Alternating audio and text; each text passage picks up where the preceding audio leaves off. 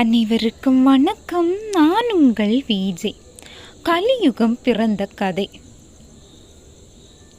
வாங்க கதைக்குள்ள போலாம். திரேதா யுகம் முடியும் தருணம். ஒரு நாள் சித்திரகுப்தரின் அரண்மனையில் அவரது கணக்கர் அன்றைய அலுவல் முடிந்து கிளம்பிக் கொண்டிருந்தார். ஐயா, சற்று தாமதியுங்கள். ஆயுட்காலம் முடிந்து ஒரு மானுடன் வருகிறான். அவன் வழக்கை விசாரித்து தீர்ப்பு வழங்கிவிட்டு பின்பு நீர் கிளம்பலாம் என்றார் சித்திரகுப்தர். மிக மோசமான பிறவிகளின் வழக்குகள் மட்டுமே நடக்கும் பிரிவு அவருடையது. கணக்கர் மீண்டும் தன் ஆசனத்தில் அமர்ந்தார். மானிடன் வந்தான். அகன்ற நெற்றி, அடர்ந்த புருவங்கள், உள்ளடங்கிய சிறிய விழிகள், எப்போதும் ஒரு அரை புன்னகையில் விரியும் மெல்லிய உதடுகள், சாதாரண முகம், அசாதாரண உயரம், உயரத்திற்கேற்ற ஆஜானு பாகுவான தோற்றம். சுற்றுமுற்றும் பார்த்து கொண்டு வந்தவன் சித்திரகுப்தரை உற்று நோக்கினான். அவனது வாழ்க்கை குறிப்புகள் அடங்கிய ஆவணங்களை பார்வையிட்ட சித்திரகுப்தர், என்னப்பா தந்திரா, பஞ்சதந்திரா? ஆமாம், அது என்ன பெயர்? பஞ்சதந்திரன் என்று கேட்டான். ஏதோ என் தாய் தந்தையர் தெரியாமல் வைத்து விட்டார்கள் பிரபு என்றான் அவன். அரை புன்னகை விரிந்து முகம் மலர்ந்தது. ஏராளமான குற்றங்கள் செய்திருக்கிறான். ஒன்றிரண்டு தவிர்த்து அனைத்து பிரிவுகளிலும் தண்டிக்கப்பட வேண்டியவன் இவன். இவனை திரும்ப பூலோகம் அனுப்பினால் எஞ்சியுள்ள ஒன்றிரண்டு குற்றங்களையும் செய்தே தீருவான். எனவே இம்மானுடனை நரகத்தீயில் தள்ளு என்று சித்திரகுப்தர் உத்தரவிட்டான். பிரபு, என்னை மறுபடி பூவுலகம் அனுப்பிவிடுங்கள். என்னை பாவம் செய்ய தூண்டியவர்களை நான் தண்டிக்க வேண்டும் என்றான் பஞ்சதந்திரன். உனக்கு அந்த அதிகாரம் இல்லை, அதற்கு நாங்கள் இருக்கிறோம். ஆமாம், அவர்கள் யார்? உன்னை பாவம் செய்ய தூண்டியவர்கள் என்று கேட்டார் சித்திரகுப்தர். அதை சொல்வதற்கில்லை சுவாமி என்றான் தந்திரன். எனில் உனக்கு நரகம்தான் என்று தீர்ப்பளித்து இவனை இழுத்து செல்லுங்கள் என்றார் கணக்கரிடம்.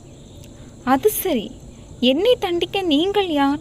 பஞ்சதந்திரம் கணக்கரை கேட்டான். அவர்கள் நரகத்தை நோக்கி நடந்து கொண்டிருந்தனர். மானிடர்கள் செய்யும் தர்ம அதர்மங்களுக்கேற்ற பலன்களை வழங்குவது எங்கள் வேலை. நீ செய்த தீமைகள் ஏராளம். ஆகையால் நீ திரும்ப பூவுலகம் செல்ல முடியாது என்றார் கணக்கர். நரகத்தில் என்ன இருக்கும்? நரகத்திலா? கொதிக்கும் எண்ணெயை உன் பேரில் ஊற்றி என்று ஆரம்பித்து கணக்கரிடம் ஐயோ என்று பயந்தவனாக, அதிலிருந்து தப்ப வழி இல்லையா? அதை நீ பாவம் செய்யும் முன் யோசித்திருக்க வேண்டும். இப்போது பிராலபித்து புண்ணியமில்லை என்றார் கணக்கர். இம்மாதிரி தண்டனை விஷயங்கள் எனக்கு தெரியாது. தெரியாமல் செய்த பிள்ளைகளை மன்னிக்க கூடாதா? குற்றம் செய்தால் தண்டனை என்பது தெரியாதா? மேலும் தெரியாது என்பது ஒரு வாதமே அல்ல. ஐயா, என்னை தயவு செய்து விட்டுவிடுங்கள். நான் இப்படியே பூவுலகம் சென்று விடுகிறேன். யாருக்கு தெரிய போகிறது என்றான் தந்திரன். ஏன், எனக்கு தெரியும். நான் சித்திரகுப்தரிடம் சொல்லிவிடுவேன்.